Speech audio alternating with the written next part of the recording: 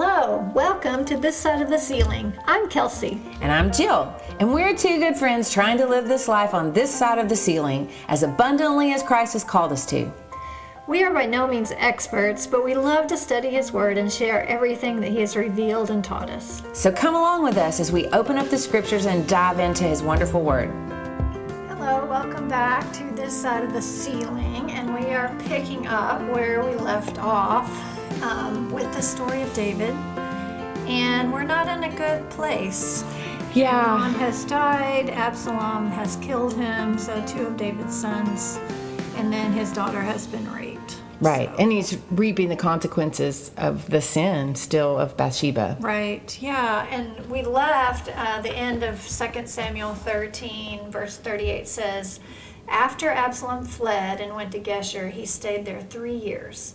And the spirit of the king longed to go to Absalom, for he was consoled concerning Amnon's death." So David has been consoled. It's been 3 years, and now he's longing for his son Absalom. Yeah, and this is not a popular story. I mean, if you were going to list the most popular stories of David, you might not even know this story. Mm-hmm. And so that's why I'm excited for us to look at it a little bit today, because I think there's some things to learn from it. And one thing, the whole reason we're studying David is because he had a heart after God. His heart was after God. He feared the Lord. And in this story, we're going to see David's soft heart again. Because no matter all the problems that David does, he lets his heart be convicted. Mm-hmm. You know, that's a beautiful thing. We want hearts to stay soft. So anyway, let's read this story. And David is going to be told a story again. Remember, that was how when he sinned with Bathsheba, a lot of time had passed as well.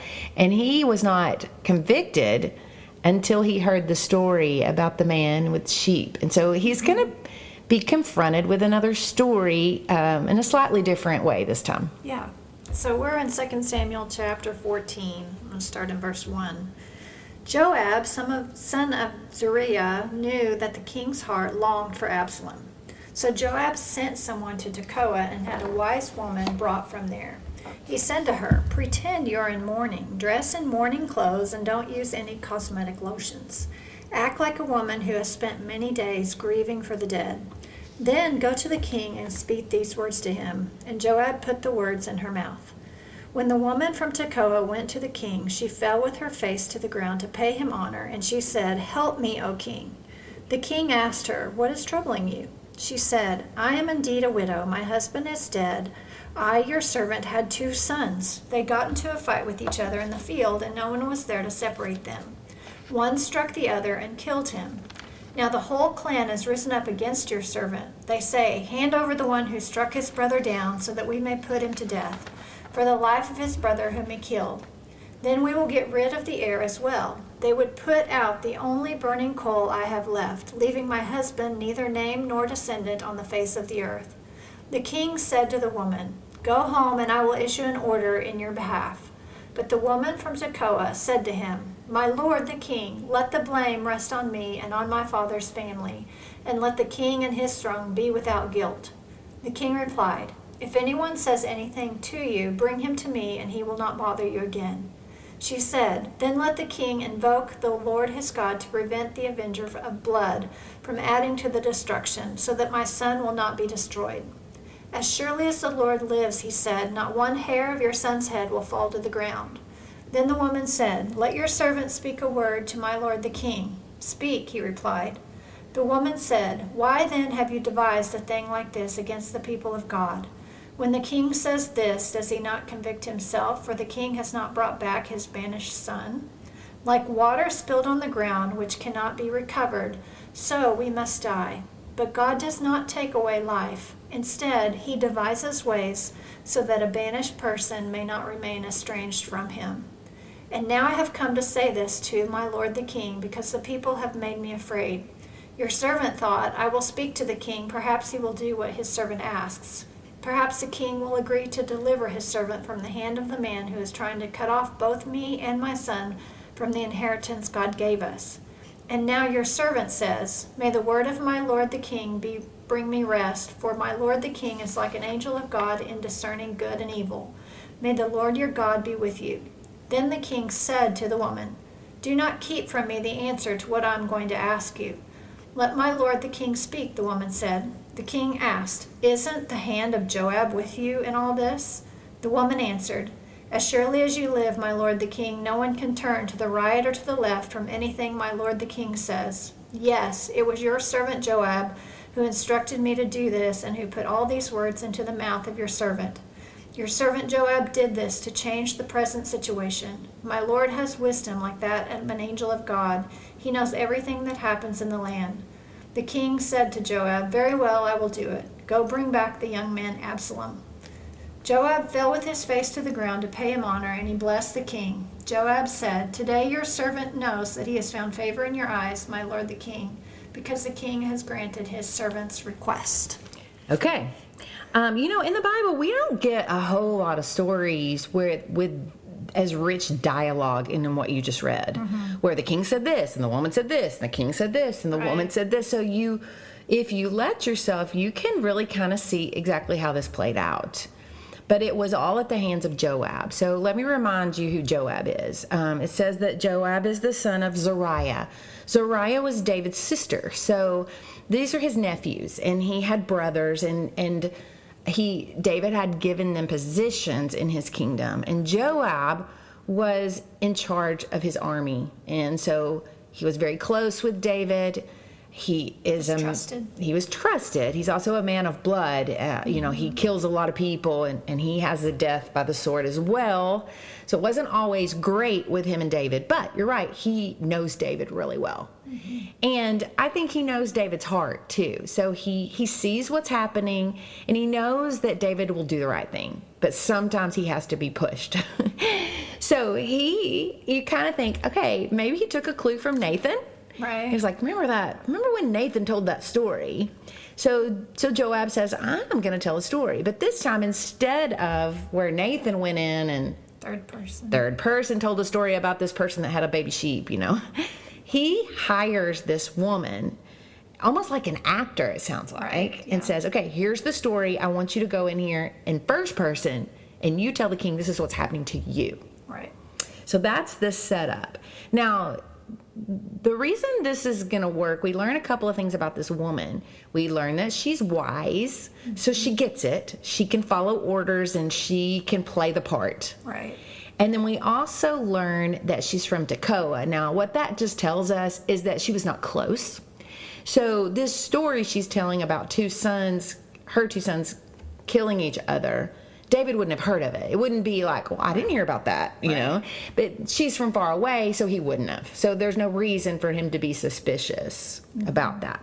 Now, you do kind of wonder what was Joab's motive, really, for stirring all this up? Right. And there's a couple of things that could happen. Remember, Joab was actually with Amnon when he was actually with Amnon and Absalom when all that happened. Right. So he was down there when Absalom killed Amnon.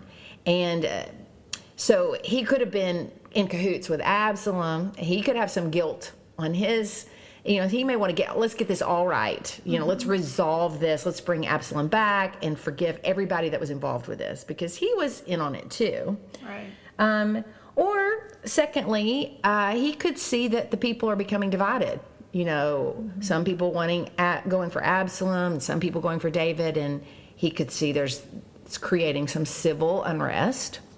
Or he also could just be, as you said, so trusted and know David so well, he could just see he's hurting. Right. And he could see, you are hurting, just bring him back. Bring back your son. You're both hurting. Both of you are hurting, and this could be fixed easily. Right. So whatever the reason, this woman goes in and tells a story that is meant to be similar to David's.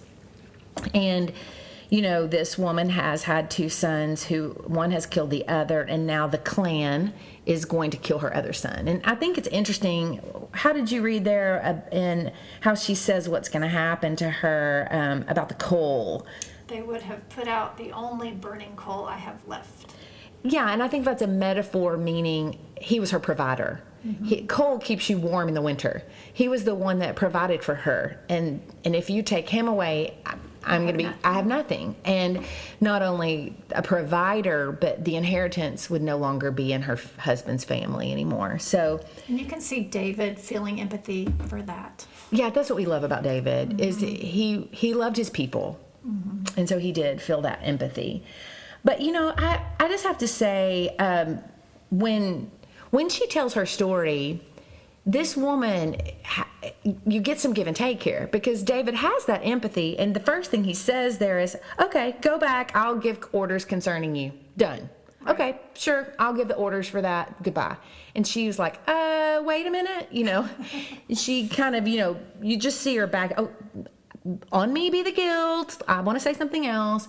But, she wants to say, "No, I don't want to wait. Let's do something today."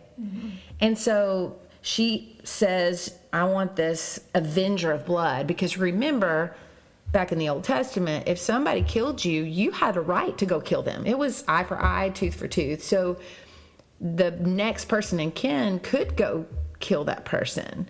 That's why the whole Absalom killing his brother was not first degree murder. Right. He had killed his sister. So in some ways, Absalom had reason, authority even, right, to kill Amnon because he had done this to his sister. But he didn't kill his sister. Right. He had just raped her. So anyway, it was cloudy there.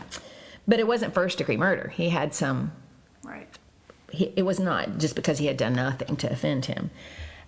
So anyway, the woman gives some give and take, and finally she tells David figures it out. David figures it all out and says, "Joab is behind this." But I want to bring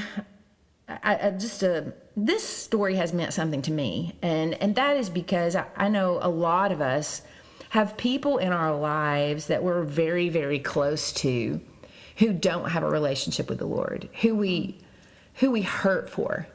Because if you are a believer, then you know that it's not about living your life down here on earth. It's about living eternally with the Lord. And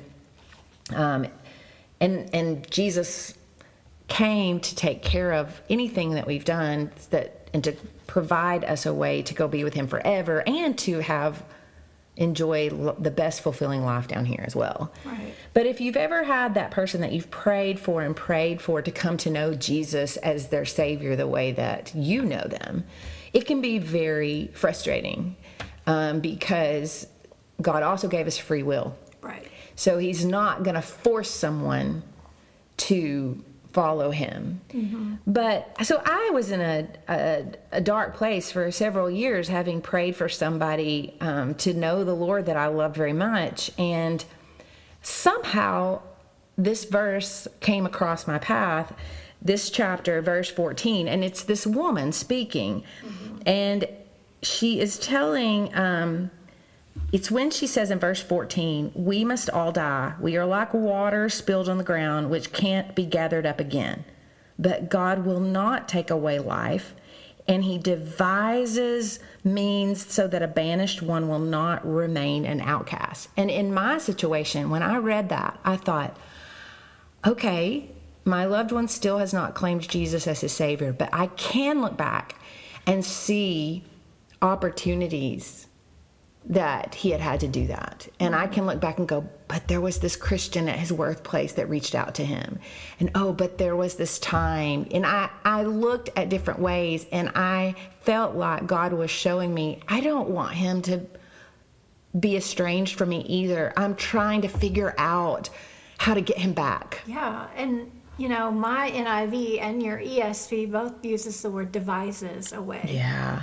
And God is devising ways, thinking through. Yeah, that word has teeth in it, doesn't Yes. it? Devising makes you think of something very clever, or, that it means something. Yeah. And so It's important to God. Yeah. And so whenever I come in contact with somebody who also has a loved one that is not a believer, I always share this verse with them, because it has given me such comfort to think, even though we have free will and you can't make that decision for anyone but yourself, God doesn't want anyone to remain an outcast. Yeah, and I like the part that says God does not take away life.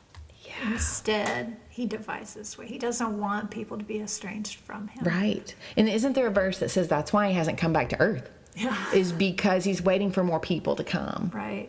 And we've talked on this podcast before, I know, about the verse in Revelations that says at the last minute, if you won't have your name blotted out of the book of life. Right. And we've talked about how that means that our name's there because God believes in us till the very last second. Yeah. And he doesn't want to blot it out. But if you don't know him, then that has to happen at that point. But so I hope that this lesson we see about David, and it's not over. No, it's not. Because he's going to invite Absalom back, but the reality is he's not going to see him. Right. So Absalom is going to be in the same town, and Absalom is going to think that's great that his dad's bringing him back, and he's going to be waiting and waiting to be brought into his dad's presence, and it's not going to happen. No. So we have more to this story, but today I want this to be something about David, to remember that we see David's heart once again being softened and listening. I think part of our goal to have a heart that is after God is a heart that listens to other people, Right. other wise people, even if it's a wise woman from a faraway land. Right. David recognized she's wise, and he listened, and he related it back to how he could then be wise. And then also it tells us about God, that God is devising plans, and that as long as we are on this side of the ceiling, he is devising plans so that we can all be on the other side of the ceiling with him forever. Thanks for listening and journeying with us on this side of the ceiling. See you next time.